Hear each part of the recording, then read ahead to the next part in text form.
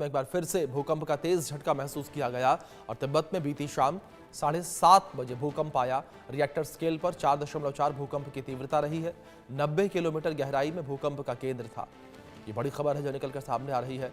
90 kilometre गहराई में भूकंप का केंद्र था और भूकंप का झटका तिब्बत में महसूस किया गया है। फिर से तिब्बत की धरती कांप उठी है। भूकंप का झटका ये महसूस किया गया।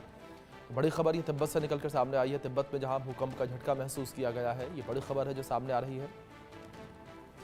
तिब्बत में भूकंप का झटका महसूस किया गया है। ये बड़ी खबर जो इस बीच से निकलकर सामने आ रही है। तिब्बत में भूकंप का झटका महसूस किया गया।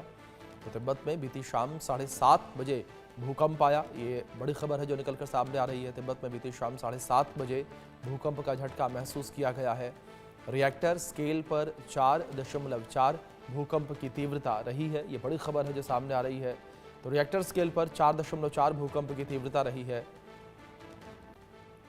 बड़ी खबर है जो सामने आ रही है। 90 किलोमीटर की गहराई में भूकंप का केंद्र था और रिएक्टर स्केल पर 4.4 भूकंप की तीव्रता रही है। तिब्बत में फिर से भूकंप के झटके लगे हैं। बड़ी अपडेट है। तिब्बत में बीती शाम 7:30 बजे भूकंप का झटका महसूस किया गया। रिएक्टर स्केल पर 4.4 भूकंप की तीव्रता रही। 90 किलोमीटर की गहराई में भूकंप का केंद्र था।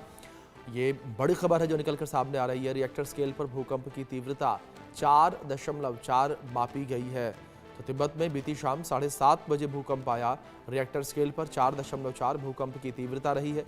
90 किलोमीटर की गहराई में भूकंप का केंद्र था। तो लगातार जिस तरीके से भूकंप के झटके महसूस किए जा रहे हैं, भूकंप की बार बार बढ़ती घटनाओं की वजह से लोगों में भी डर का माहौल जो है वो देखने को मिल रहा है। और पूरे विश्व को लेकर बात करें तो इस वक्त पूरे विश्व में भूकंप के झटके लगातार बढ़ते चले जा रहे हैं। लगातार भूकंप के झटकों की संख्या जो है वो बढ़ती हुई नजर आ रही है। तो तिब्बत में बीती शाम 7:30 बजे भूकंप का झटका जो है महसूस किया गया। तो ये जानकारी जो इस बीच सामने आ रही है, रिएक्टर स्केल पर 4.4 भूकंप की तीव्रता मापी गई है। बड़ी खबर तिब्बत से निकलकर सामने आई है। तिब्बत में जहां भूकंप का झटका महसूस किया गया और 4.4 तीव्रता का ये भूकंप था। ये बड़ी खबर है जो सामने आ रही है। तो तिब्बत में भूकंप का झटका महसूस किया गया और 90 किलोमीटर की गहराई में भूकंप का केंद्र था।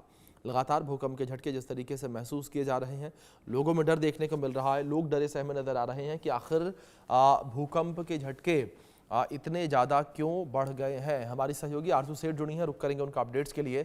आरजू, फिलहाल तो तिब्बत से क्या इन्फॉर्मेशन आपको मिल पा रही है जिस तरीके से तिब्बत में 4.4 तीव्रता का भूकंप आया?